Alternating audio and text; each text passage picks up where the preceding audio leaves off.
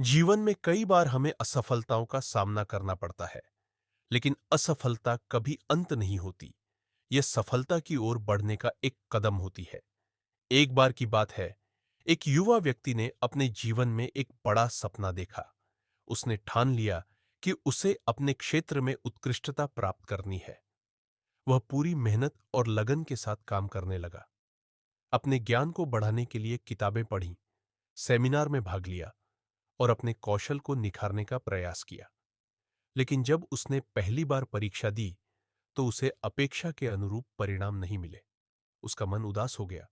उसने सोचा कि शायद वह योग्य नहीं है या उसका सपना बहुत बड़ा है। लेकिन एक दिन उसे एक उदाहरण मिला। असफलता केवल सफलता का एक प्रारंभिक चरण है। इसने उसकी सोच को बदल दिया। उसने समझा कि असफलता उसके लिए एक सबक है, न कि एक बाधा। उसने अपने पहले अनुभव से सीखा और फिर से प्रयास करने का निश्चय किया। उसने अपनी कमजोरियों पर ध्यान केंद्रित किया और उन्हें सुधारने के लिए मेहनत की।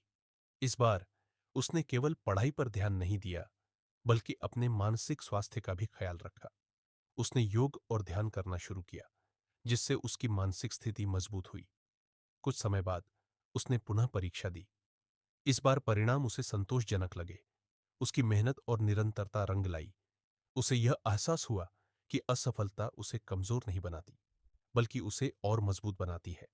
उसने यह भी सीखा कि कभी-कभी धीमी गति से चलना भी सफलता की ओर ले जाता है।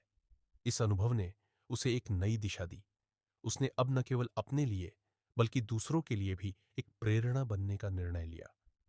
उसने उन लोगों के लिए एक कार्यशाला आयोजित की, जो अपने सपनों को पूरा करने के लिए संघर्ष कर रहे थे। वह उन्हें अपनी कहानी सुनाता और बताता कि कैसे उसने असफलता का सामना किया और उसे अपने लाभ में बदल दिया।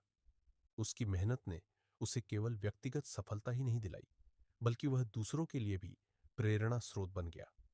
उसने साबित किया कि असफलता को पहचानना और उससे सीख लेना ही असली सफलता है।